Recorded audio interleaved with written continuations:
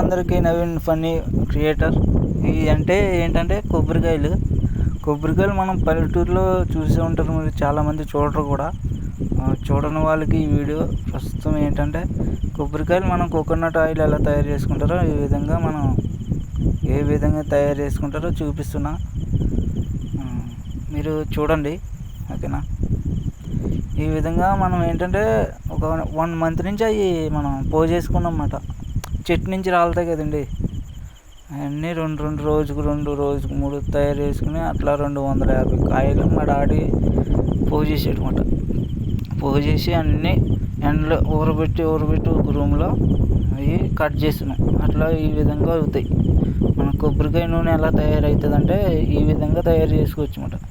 కొబ్బరికాయలన్నీ మనం జమ చేసుకుని పోజేసేసుకుని అన్నీ ఎండిపోయిన తర్వాత, అంటే ఎండిపోయిన ఎండలో ఏం అవసరం లేదు, ఒక రూమ్లో వేస్తే అయ్యే గట్టిగా అయిపోతాయి. ఆ తర్వాత మనం కట్ చేసేసుకోవాలన్నమాట. కట్ చేసేసుకుని ఈ విధంగా మనం ముక్కలు చేసినప్పుడు మనం గట్టిగా ఉన్న కుడుము సపరేట్ వచ్చేస్తుంది. ఏమన్నా పువ్వు ఉంటే ఈ విధంగా ఉంటుంది అన్నమాట. కొబ్బరి పువ్వు అంటారు కదా, అదే. ఏంటంటే ఆ పువ్వు కూడా చాలా టేస్ట్ ఉంటుందండి తిన్నప్పుడు, చాలా ఆరోగ్యం కూడా.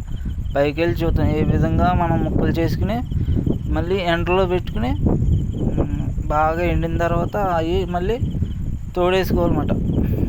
చూడండి, ఇదిగో ఈ విధంగా మనం ఎండలో పెట్టుకోవాలి. బద్దలు చేసుకుని అడ్డంగా సగం చేసుకోవాలి. గొడ్డలు పెట్టైనా కత్తి పెట్టైనా సగం చేసుకుని అట్లా ఎండలో పెట్టుకోవాలి.